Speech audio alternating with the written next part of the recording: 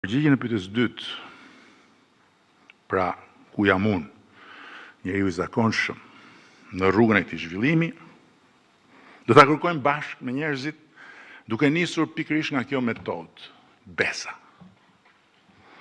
Ku qytetari nuk është spektator i zhvillimit, as pengesë e tij, po është bashkëudhëtar dhe gjykatës njëkohësisht. Kur një investim pretendohet që i shërben interesit publik, ne duhet provojmë çfarë punë krijon. Për kë? Çfarë të ardhurar sjell? Për kë? Çfarë garanton për natyrën, për pronën dhe drejtat?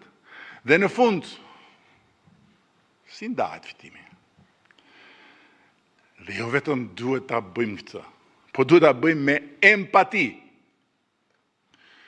Zhvillimi që nuk provohet dot pa ndodhur,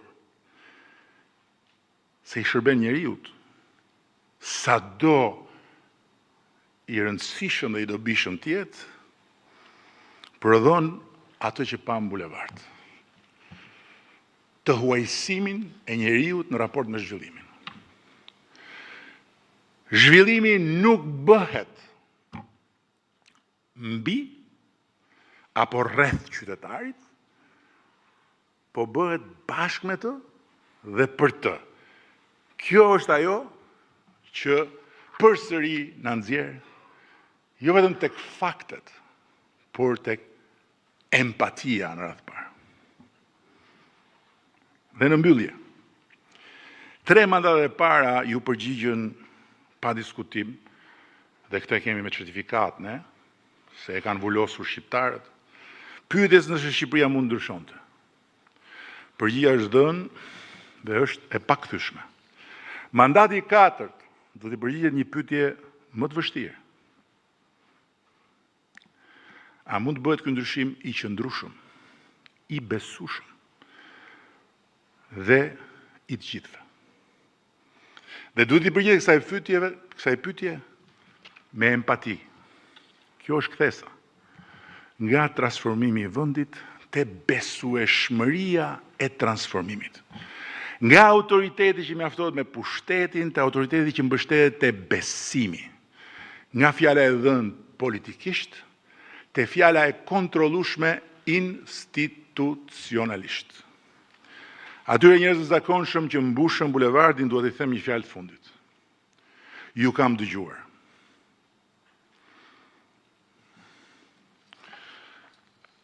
Flamingot nuk i mban në lagun as gardi, as dekreti. I mban vetëm uji i qetë. Kur uji trazohet, ngrihen, ikin, dhe kthehen vetëm kur e gjejnë ujin ashtu siç e duan.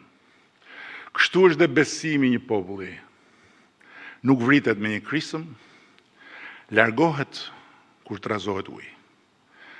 Dhe nuk kthehet me thirrje, po vetëm kur gjen ujin miqësor. Puna e mandatit 4 është një dhe vetme. Të mbledhim nga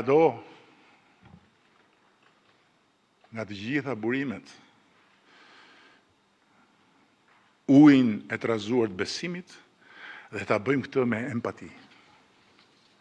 Dhe flamingot do kthehen. Rilindja 2.0 është emri që ne i vum ciklit ri politik. Besa është metoda për ta kthyer atë cikël në një përvojë të re për qytetarët e Shqipërisë. Faleminderit.